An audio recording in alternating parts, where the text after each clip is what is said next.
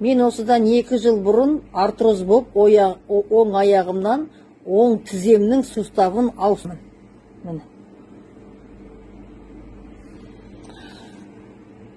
Содан мен дәл сол кезде осында Япония витамині бар екен, мен естіген жоқпын, білген жоқпын.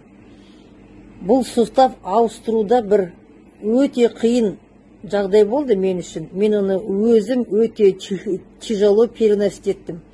Өйткені ана сүйегіңді болгаркамен кесет, екі сүйегіңді дырылдап тұрып кесет, кесетте екі сүйектің ортасына темір дискі қойып шуруппен орнастырады.